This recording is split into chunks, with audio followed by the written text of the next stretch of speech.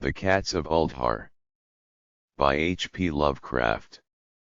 It is said that in Ulthar, which lies beyond the river Sky, no man may kill a cat, and this I can verily believe as I gaze upon him who sitteth purring before the fire. For the cat is cryptic, and close to strange things which men cannot see. He is the soul of antique Aegyptus, and bearer of tales from forgotten cities in Meroe and Ophir. He is the kin of the jungle's lords, and heir to the secrets of hoary and sinister Africa. The Sphinx is his cousin, and he speaks her language, but he is more ancient than the Sphinx, and remembers that which she hath forgotten. In Ulthar, before ever the burgesses forbade the killing of cats, there dwelt an old cotter and his wife who delighted to trap and slay the cats of their neighbors. Why they did this I know not, save that many hate the voice of the cat in the night, and take it ill that cats should run stealthily about yards and gardens at twilight. But whatever the reason, this old man and woman took pleasure in trapping and slaying every cat which came near to their hovel, and from some of the sounds heard after dark, many villagers fancied that the manner of slaying was exceedingly peculiar. But the villagers did not discuss such things with the old man and his wife, because of the habitual expression on the withered faces of the two, and because their cottage was so small and so darkly hidden under spreading oaks at the back of a neglected yard. In truth, much as the owners of cats hated these odd folk, they feared them more, and instead of berating them as brutal assassins, merely took care that no cherished pet or mouser should stray toward the remote hovel under the dark trees. When through some unavoidable oversight a cat was missed, and sounds heard after dark, the loser would lament impotently, or console himself by thanking fate that it was not one of his children who had thus vanished. For the people of Ulthar were simple, and knew not whence it is that all cats first came. One day a caravan of strange wanderers from the south entered the narrow cobbled streets of Ulthar. Dark wanderers they were, and unlike the other roving folk who passed through the village twice every year. In the marketplace they told fortunes for silver, and bought gay beads from the merchants. What was the land of these wanderers none could tell, but it was seen that they were given to strange prayers, and that they had painted on the sides of their wagons strange figures with human bodies and the heads of cats, hawks, rams, and lions. And the leader of the caravan wore a head-dress with 2 horns and a curious disc betwixt the horns. There was in this singular caravan a little boy with no father or mother, but only a tiny black kitten to cherish. The plague had not been kind to him, yet had left him this small furry thing to mitigate his sorrow, and when one is very young, one can find great relief in the lively antics of a black kitten. So the boy whom the dark people called Menes smiled more often than he wept as he sate playing with his graceful kitten on the steps of an oddly painted wagon.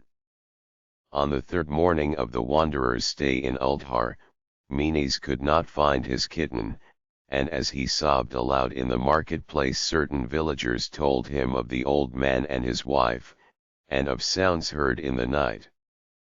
And when he heard these things his sobbing gave place to meditation, and finally to prayer. He stretched out his arms toward the sun and prayed in a tongue no villager could understand, though indeed the villagers did not try very hard to understand, since their attention was mostly taken up by the sky and the odd shapes the clouds were assuming.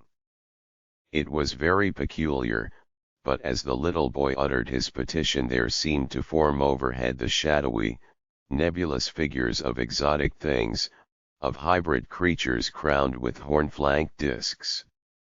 Nature is full of such illusions to impress the imaginative. That night the wanderers left Ulthar, and were never seen again. and the householders were troubled when they noticed that in all the village there was not a cat to be found. From each hearth the familiar cat had vanished, cats large and small, black, gray, striped, yellow and white. Old Krenan, the burgomaster, swore that the dark folk had taken the cats away in revenge for the killing of Mini's kitten, and cursed the caravan and the little boy. But Nith, the lean notary, declared that the old cotter and his wife were more likely persons to suspect, for their hatred of cats was notorious and increasingly bold.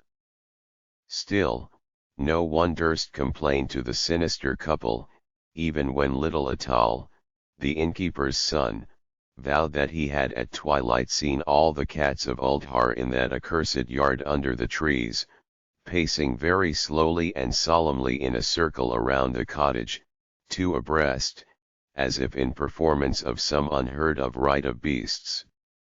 The villagers did not know how much to believe from so small a boy, and though they feared that the evil pair had charmed the cats to their death, they preferred not to chide the old cotter till they met him outside his dark and repellent yard.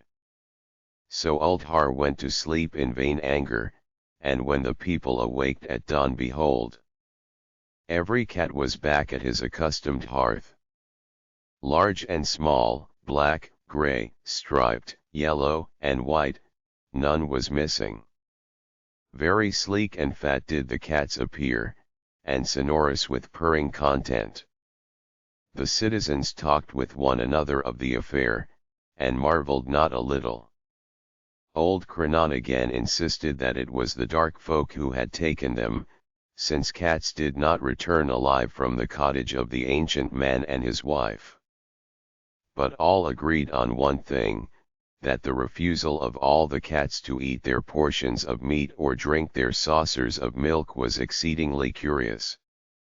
And for 2 whole days the sleek, lazy cats of Ulthar would touch no food, but only doze by the fire or in the sun. It was fully a week before the villagers noticed that no lights were appearing at dusk in the windows of the cottage under the trees. Then the lean Nith remarked that, no one had seen the old man or his wife since the night the cats were away. In another week the burgomaster decided to overcome his fears and call at the strangely silent dwelling as a matter of duty, though in doing so he was careful to take with him Shang the blacksmith and Thul the cutter of stone as witnesses. And when they had broken down the frail door they found only this, 2 cleanly picked human skeletons on the earthen floor, and a number of singular beetles crawling in the shadowy corners. There was subsequently much talk amongst the burgesses of Ulthar. Zuth, the coroner, disputed at length with Nith, the lean notary, and Krenan and Shang and Thul were overwhelmed with questions. Even little Atal, the innkeeper's son, was closely questioned and given a sweetmeat as reward. They talked of the old cotter and his wife, of the caravan of dark wanderers, of small Menes and his black kitten, of the prayer of Menes and of the sky during that prayer, of the doings of the cats on the night the caravan left, and of what was later found in the cottage under the dark trees in the repellent yard.